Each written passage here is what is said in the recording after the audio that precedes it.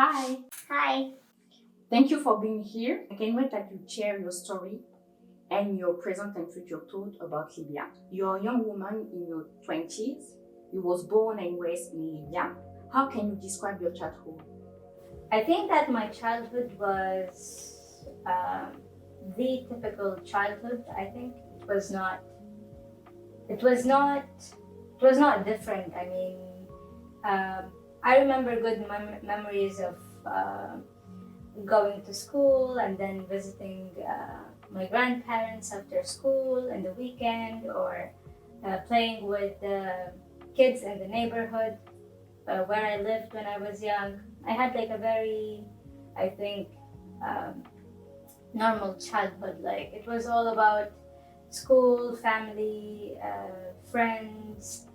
Um, like I think the normal kind of childhood. It was not.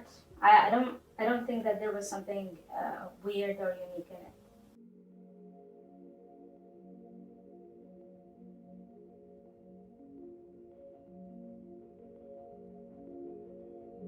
As you know, after the revolution, Libya went through a lot of changes, and we still face changes until today.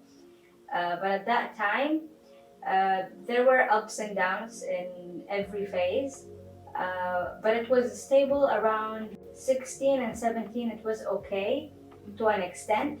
But in 18, I think we started to have a sense of instability again.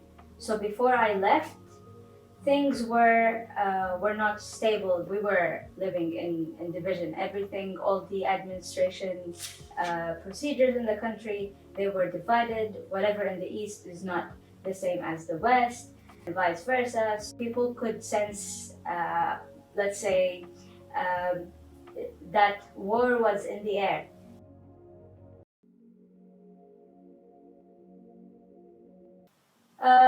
I want to go back. I mean, going back is something that I'm not opposing. I would love to go back, but I want to go back to give something.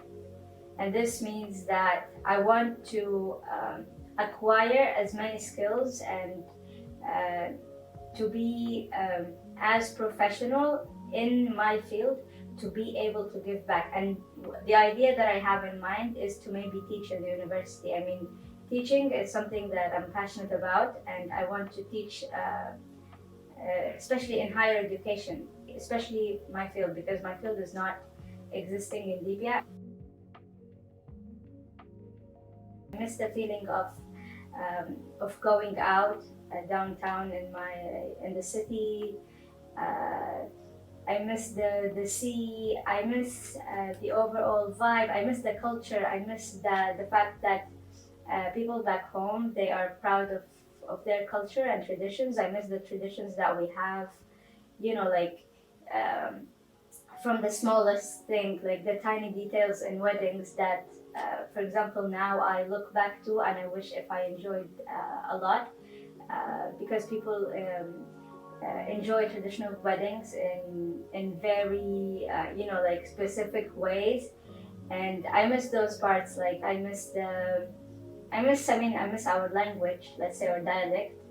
I miss the vibe of the city. It gives you uh, overall in Libya there's this cozy and homey feeling that I don't feel here, and I miss that, having that feeling, to have a feeling of let's say alive.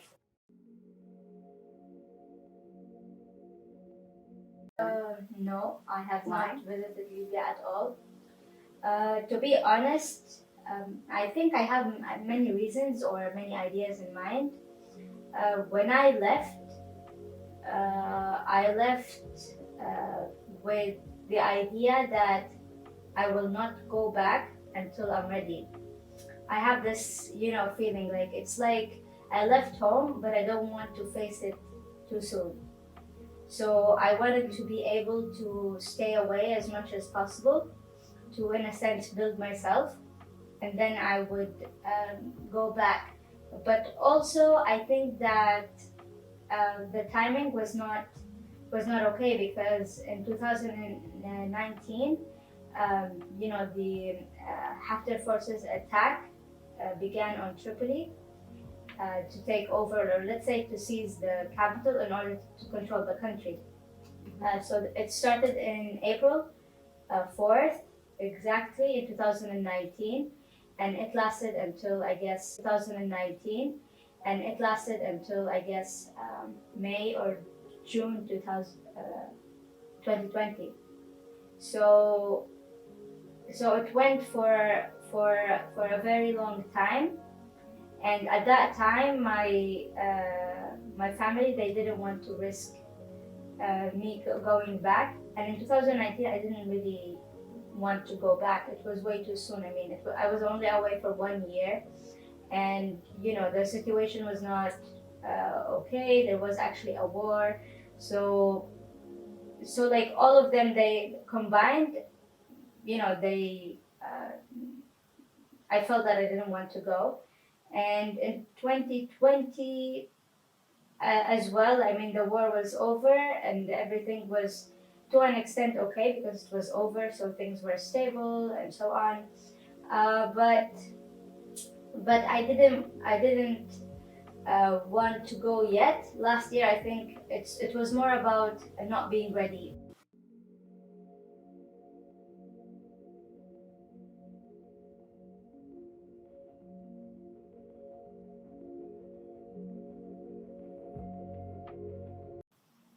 I always like hear frustration in their language. Like when they talk and explain the situation, I always sense frustration.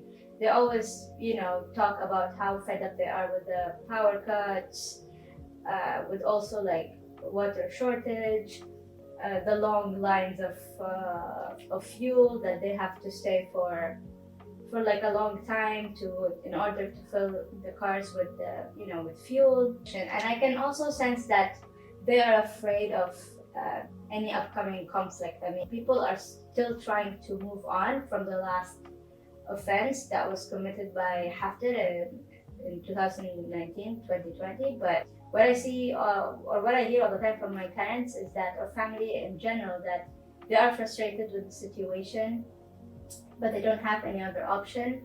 I think that they are afraid that maybe another conflict would happen and it would make the situation worse. But really, the situation in general in the country is not that good.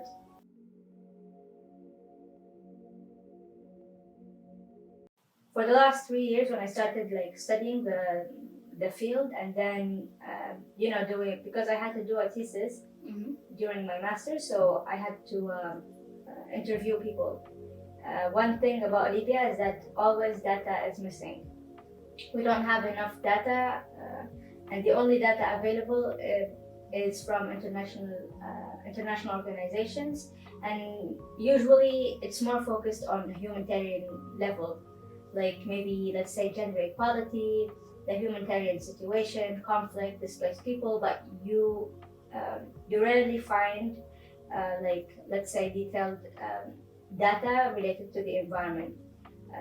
If we're talking about the perceptions of people from an around the environmental crisis, we don't have something like that. We don't have information, at least covering the time from 2011 until now, about like water shortage. There's always like data not available. So throughout that, I basically,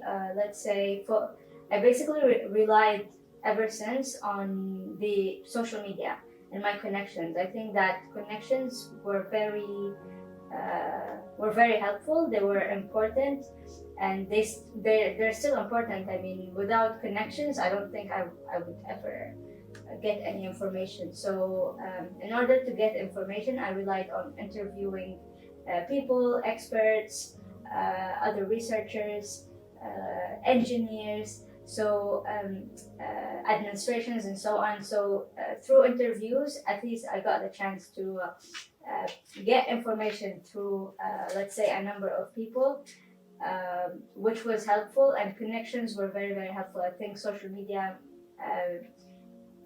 helped me remain connected and find more people. But it's still hard because sometimes I don't get in touch with, let's say, the people I want the most. I always struggle like in that. So I always had in mind that if I was in Libya, it would be easier for me to go to a specific institution or like to meet people in person, because I remember one, I think, engineer, if I'm not mistaken, when I was doing some research, and he told me that since you're not in Libya, I'm not gonna do the interview online. So, and he was, I think, a university professor. He refused to have the interview because I was not in Libya. So I don't know. I don't think he was scared, but I think the perception in Libya that some people in Libya think that if that person is abroad, like they wouldn't ask about your background or what you're, let's say, doing, but they always have this perception that, oh, if that person is abroad, like they wouldn't ask about your background or what you're, let's say, doing, but they always have this perception that, oh, since you're abroad, it's better that you don't get information or help from people in the country because you already chose to leave. So why are you asking people to help you? So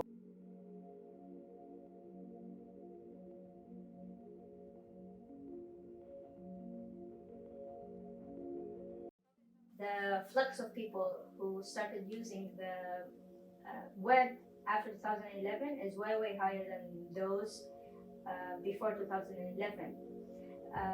So with the complexity of the situation in Libya, political wise, not only even political wise, I think even social wise, a lot of disinformation started to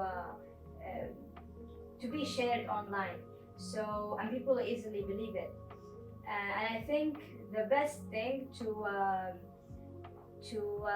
know if the information is false or true, at first we need to trace the source, the main source of the information.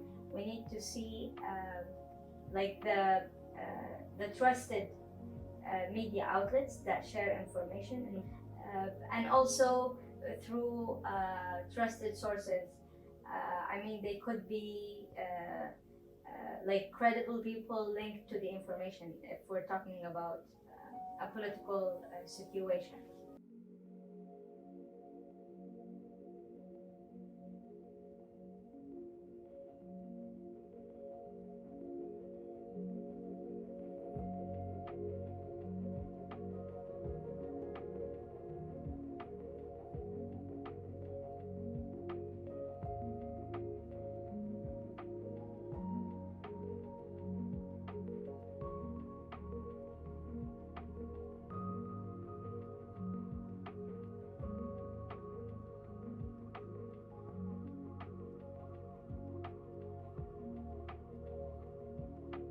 So I don't think he is the best character because I think he is fueled by anger, by hate, and mainly by revenge. I mean, he saw his father being killed by rebels, so I don't think that he has any empathy or love or the fact that he really wants to lead the country based on democracy.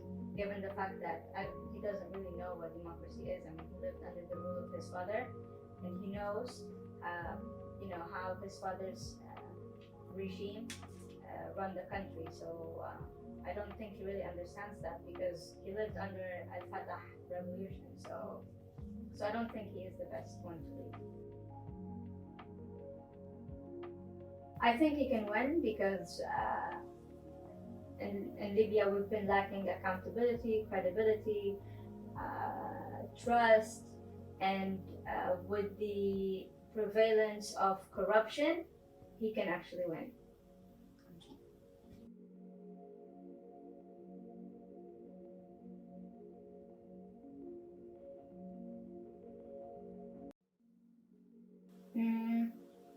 I think so, yeah. Because what's happening in Libya should be solely within Libya, and I don't think that even if the international community has the knowledge, the expertise, the understanding, but they will never have the exact understanding locally, and what they have in mind, or let's say the vision they have, does not necessarily match with what Libyans want.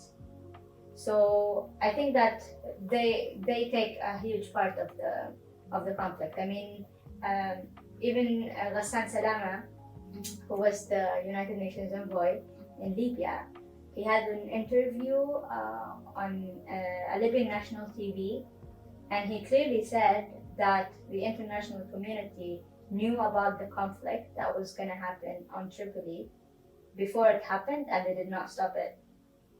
So if they have any, if they, as they call themselves, accountable and responsible in the transition, or let's say in leading the country to democracy, as they claim to, they would have stopped the offense.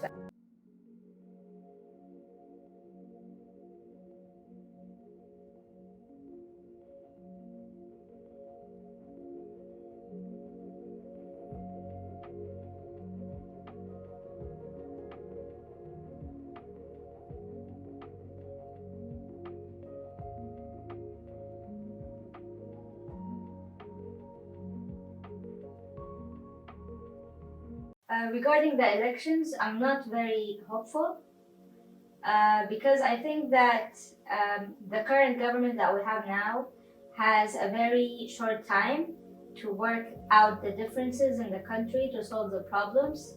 And we are talking about a span of 10 years of problems. You can't fix 10 years of problems in, let's say, 10 months or 9 months. It's not possible.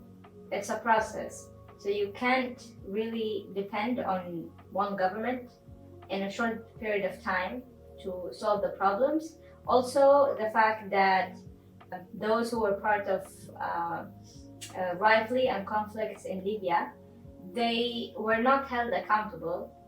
For example, Haftar and his forces, he was never held accountable for his actions, the fact that he caused the death of many innocent people, the fact that he increased the social division gap in the country, the fact that the militias around the country are still loose, they still do whatever they want, they can cause conflict in whatever time they want. So the fact that these major issues are not solved, also the fact that people still don't have electricity, they don't have water, they don't have fuel, their safety is still threatened. These are all variables that needs to be solved, even if not completely, but they need to be solved at some point, or in some range, in order for the elections to happen. But it's like transferring the problems to another government. So yeah, so I think it's most likely, I doubt the effectiveness of the elections, even though I signed up to elect because I don't want my voice or my vote to be stolen. Thank you. You're welcome. Thank you so much.